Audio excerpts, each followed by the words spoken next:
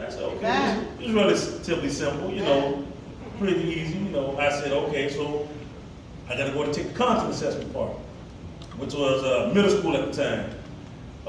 And when I tried to take that test, I didn't do too well. I was off by 20 points. So I said, you know what, maybe this is not for me. I'm not even going to try it again.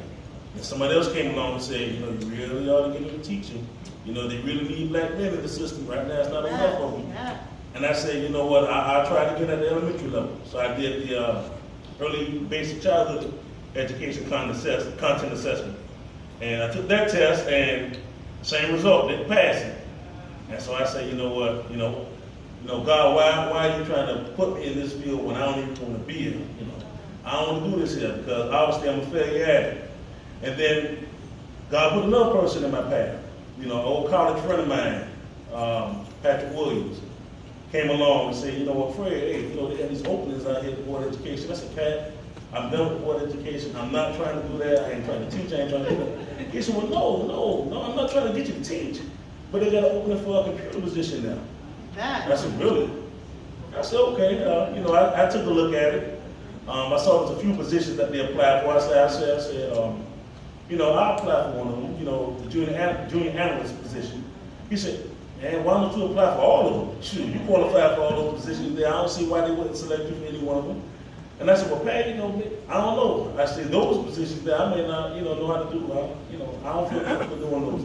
He said, well, just ask God. He'll let you know what to do. And so what I did, I prayed about it, prayed long and hard about it, and like I said, I applied for all the positions they had related to computers. And it was just, through the grace of God that I actually got a phone call. I told my wife about it, she was excited about it, because at this point in time, I know it was tough, and, I know it was tough for her, working with the kids and, being by herself with the kids while I worked some of the next, because like I said, at the time I was working 2 jobs. Not only with the Boys and Girls Club, but also a cleaning service. So, it was many nights. I didn't get home till 12, 1 o'clock in the morning. And so I never had time with my kids. And that was a part of my life that I was missing out on. And I felt bad about it because, I didn't want them to, have a part-time dad. I wanted to be there for them as much as I could. And so, I just prayed to God about it. And, He gave me the blessing. He gave me the blessing of a new job. With the Board of Education, and it is beyond my wildest dreams. I'm at peace with it.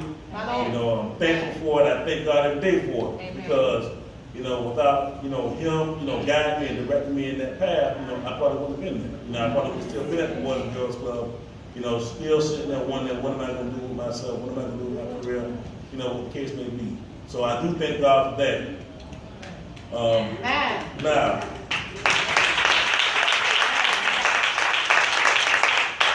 instead of rushing, slow down and let God guide you and show you the way. And that's what I was doing a lot of. I was rushing. And that's what a lot of us sometimes we do. We rush instead of sitting being patient. We rush for that quick judgment to come to us to where we can find a new job. We rush for that quick judgment to where we can pay off all our bills. We rush for that quick judgment to get us a brand new car. But we got to be patient. Because God may have a different plan for you. Instead of that, 2015 Yukon you want, God might be steering you towards a 2016 Porsche. Instead of that job that you want as a manager at Burger King, God might give you that job to be a manager of a Fortune 500 company. So we got to be patient with God because God knows what He's doing. We can't rush Him. We can't say, God, I want this to happen within the next 5 years. God may make it happen in 10 years. So we got to sit there and be patient and follow His way because guess what? God is testing us. God is testing to see how faithful you are to Him. We can't sit there and say, okay, God, I'm going to be faithful, I'm going to test, I'm going to be patient, I'm going to wait and see exactly, where this is going to take me. And then when we get in that position, now we forget all about what God did for us. We forget about, the struggle He put us through to test that thing. We forget about the things that He put us through to get us to the point where we're at. When we get in that new position, it's like we forget about Him now. Okay, well, God, you did your part, now I'm going to do my part. But then at the same time, you get in that position and you forget about God, you also understand that the consequences come behind that. Because guess what? When you was trying to get there, when you was praying to God, when you was hoping that He would get you to that position. He was there with you to guide you there. Yes. And then, like I said, if you get in that position and you forget about it, God will take that away from you. Amen. So let's never forget about, the trials that God put us through. Let's never forget about the things that God tries to do to lead us to where we need to be at. Because the thing is, if we sit here and we think that we can do it by ourselves, we're never going to accomplish the goal we set out for. You always got to have God in your life. You always got to read His Word. That's the most important thing, is His Word. How can you understand the directions He wants to give you if you don't read the Word? How can you understand the directions He wants to give you and you don't sit there and pray to Him? How can you decipher what He's trying to tell you when you don't sit there and even talk to Him? So we got to understand that God is always going to be there for us to talk to. We just got to do it. We can't just say, well, God, you make it happen. No, God wants you to make it happen, but He needs you to follow His directions. Amen. Amen. Amen. That's what we got to understand now. God has some examples of leading people. He helped Moses lead his people across the sea. He's led Jesus to go ahead and motivate his people. I know when Pastor was talking a few Sundays ago, and this was sometime last year, Pastor, but, he was saying when Jesus was on that cross, and, he asked God, why? Why is this happening? Why is this happening to me? And God was telling him, I'm putting you through this here because of your faith in me. Yeah. Because I can lead you. I can help you. I can go ahead and get you to where you need to be. I can help resurrect you. You just have to believe in me. Don't let the enemy get in your mind and doubt you. Amen. Don't let the enemy influence you. Because that's what the enemy tries to do. Yes, he does. When we question God on why is it that certain things happen, or why is it that, something didn't happen for me the way I wanted it to happen. The enemy is going to be there to go ahead and put that doubt in your mind. Get you to question God and why He's doing what He's doing. But if you're strong in the faith, if you sit there and you read your Bible and you pray to Him, you talk to Him, guess what? The enemy's words won't even affect you. Because guess what? There's only one true God that you need to be listening to. That's right. Amen. And we have too many people worshiping the wrong thing. Too many people wondering, when can I get that big house or that big car, or whatever the case may be. When your relationship should be with the one that you need to talk to. Amen. Hey, I was like that, and I'll be honest with you, I was like that. I used to see, a lot of people with the things that they had, and I said, wow, why I can't have that? Why I can't have a nice house? Why I can't have a nice car? Why I can't have the things that I see them have? But then I had to sit down and think to myself, you know what? I do have those things. I have a mode of transportation. That's what they got. I got the same thing. I do have a house. It may not be a big 2-story house, but it's a beautiful small house. But guess what? I look at it this way. Those people in big houses are going to have big electric bills. And I'm trying to have none of that.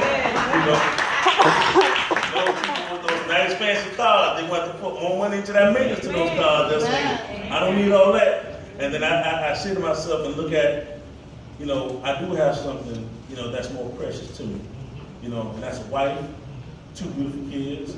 And I sit there and say to myself, I want to do the best that I can to lead them in the right way, to be the man, that can, be there. And so I just thank God, that I had to put away those things, those toys, those childish things, and look at the big picture, the big focus, and that's being a man, first of all, being a man and a father to my son and my daughter, and then being a husband to my wife. Too many times when we see a lot of marriages failing out there, because guess what? God was in the head of their lives. Amen.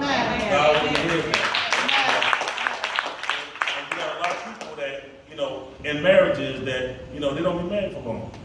Because a lot of people, a lot of things come between them. Money, money's the number one thing. It could be infidelity. It could be a lot of things. But if we have God there, if we have God in our lives, if we talk to God like we're supposed to, we can overcome all those things. And that's what we all have to understand. You're going to go through those trials. You're going to go through those tribulations. But if you got God first, you can overcome all of them. Amen. Now, I look at 4 ways that God can lead. 4 ways that God can take us to where we need to be. All right, the first one is decree. All right, for those who don't know what that is, God sovereignly decrees and designs circumstances so that we end up where He wants us to be, even if we don't have any conscious part in getting there. God puts us in places that we did not plan or decide to be. All right? So God put me in a place I didn't design to be in. I didn't design to work for the Board of Education. I didn't plan on being there. But God ended up putting me there. And put me in a better position than when I was at the Boys and Girls Club. Then there's direction. God gives us commands and teachings of the Bible. The Ten Commandments is a prime example. The Ten Commandments is what God wants us to follow. He wants us to lead by that. A lot of us break those commandments. Even a lot of people that come to the church, we break those commandments down. But we sit there and we think because we come to Sunday, school, and we come to Bible study, and we come to church that, okay, God has cleansed me, now I'm good. No. It don't work that way because, like Pastor said, the devil comes to church too. The devil tries to get the word in also, so he can use that word against you. So he can go ahead and influence you in a way that you shouldn't be influenced by. So we always got to read that word and stay in the word. And we can see examples of God leading us there. Then there's discernment. How we follow God's lead. His spirit shapes our mind and heart through the word and prayer, so that we may understand what we would be most glorifying to him and help with others. God puts us here to help others. Amen. Not just yourself. Be that blessing to other people. Be that positive word to somebody else. When you go to work, sometimes we have differences with our co-workers. Sometimes we see that certain co-worker that comes in, oh, Lord, why is he or she here today? I can't stand that person. Is that how God is? No. I don't think so. Because if that was the case, and God sees that you commit sin every day, oh Lord, why is Fred praying to me today? Amen. That joker just committed about 5 sins. Now he coming to talk to me about helping me out this problem. Amen. I don't want to talk to him today. No, let him go to supper some more. But God is not like that. Amen. God is going to forgive you for your sins, but you got to ask him for forgiveness. Amen. You can't ask God for a lot of things and then you don't ask for forgiveness and you don't talk to him. So you got to understand that. You can't just go out there and commit sin after sin after sin, but then come to church next Sunday and feel like, I'm going to pray to God and God will help me get through this. Amen. You got to change your ways. You can't come to church, get God's blessing, and then go back out and do the same thing. Amen. You can't do that. I don't know how many of y'all went to the St. Patrick's Day parade. How many of y'all went out there for that? Not nobody. How many of y'all went to the club? See, nobody ever raised their hand for that one. But we can't go out to the clubs, Frozen, Island Breeze, all that stuff, party, and then we back here next Sunday in our shirt, tie, suit, dress, whatever the case may be, praising God. When you just drunk a whole bottle of liquor the night before. We can't go ahead and come to church the next Sunday and you just was out there prostituting up there on Henry and Jefferson Street. You can't do all that. You got to make sure that if you're living by God's standards, you're living by his rules, that's what you live by. Amen. Now, you're going to make mistakes, you're going to fall along the way. Yeah. But if you pray to him, if you do what you're supposed to do, and learn from those mistakes and not keep repeating them, then you'll be blessed for it. Amen. Then finally, declaration. God declares to us what we should do. God's going to tell you what to do. It's up to you whether you're going to follow his direction. God's going to lead you. It's up to you whether you follow his path. God can go left. You can choose to go left with him, or you can choose to go right. And I'm telling you, if you go right, that's a dead end. If you go right, there's what trouble's waiting for you. Look at Adam. God created him in his own image. God tried to lead him the right way. He created Eve. He gave him a soulmate. Tried to lead her the right way. But one day the enemy just so happened to appear out of the blue and had her eat the forbidden fruit. And they passed it on to Adam. Instead of leading and following God, Adam chose to go another route. And ended up being a sin to us all. And that's what we got to look at. Look at that as a prime example of how we need to lead our life. If God is telling you, don't go that route. Don't get in that car with those guys there. Don't go to that club with them girls there. Don't do any of those things that you see them doing. And you still do it, who can you blame? Yourself. You can't blame God. God warned you. If I had a friend of mine that came up to me and said, Fred, guess what, man? Hey, you're going to go rob this bank. Now, no matter how much I've been struggling financially and not being afford to pay bills or whatever, somebody telling me, let's go ahead and rob this bank. You think I'm going to go out there and do that? Because guess what? Okay, now here it is. I'm going to risk robbing the bank, get caught, then end up getting 20 years of my life gone because of that foolish mistake that I made there, because I chose to go that path. No matter how much I'm struggling, no matter how much I'm looking for a financial blessing, guess what? I'm going to still do right by God, because my blessing is going to come. Young people, and I know it's a lot of pressure out there, because I see it every day. When I'm reading newspapers and seeing young people getting locked up, or young people out there shooting each other, you know, it's a lot of peer pressure out there for you to do the right thing. Because guess what? You may have some friends out there that's not doing right. That's not going about things the right way. But those are friends. So let me see. Do I choose to alienate my friends, the ones who I want to hang out with, the ones who I want to be with, or do I choose to stand up by myself and be with God? Friends here, God there. Who do I want to sit with? You know, I can choose to sit with my friends, but guess what? That's not going to give me the glory. But I can choose to be with God. That's where the glory comes in there. Because my thing is, your friends can't vouch for you when it's time for judgment day. You know, Sally can't say, well, Sue, she was good. She was good for 99% of her life. Just that 1% she made a mistake. No, she can't do that.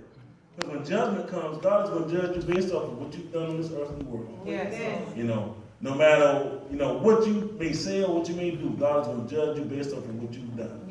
You know, and for some of us, it's not too late. It's not too late to change our life around if we've been doing the wrong thing. If we've been going down the wrong path. It's not too late.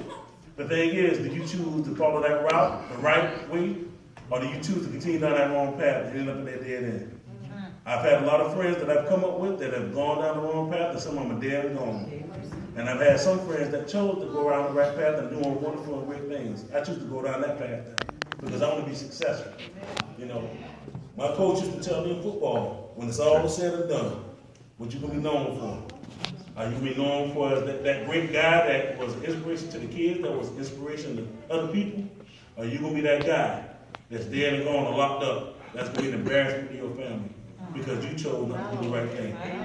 You know, so I preach to the young people, especially, as well as some adults, you know, what are you going to be known for? Are you going to be known for as that person that loved the Lord, that did what the Lord asked you to do, that followed down his path? Or are you going to be one of those ones that's going to be out there causing trouble, causing strife, causing problems in the church, not doing the right thing? That's the thing you got to ask yourself. You know, what are you going to be known for when your time for judgment comes? What are you going to be known for? I ask you, what are you going to be known for? You know? And so I end this year with this year. I pray to God every day. I pray that you pray to God every day. I hope that you look at yourself in the mirror and ask yourself, you know, who do I choose to follow? Do I choose to follow God's lead, God's word, do God's will be it? Or do I choose to follow somebody else's? You know, do I choose to follow my friends? Or, you know, my co-workers? Or my spouse that's not doing the right thing? Or who do I choose to follow? And where is it going to end up getting me to? Is it going to lead me down that righteous path? Or is it going to lead me down that wrong path? Who do you choose to follow? I choose to follow God. That's my holy leader, that's my spirit leader. Thank you for your time.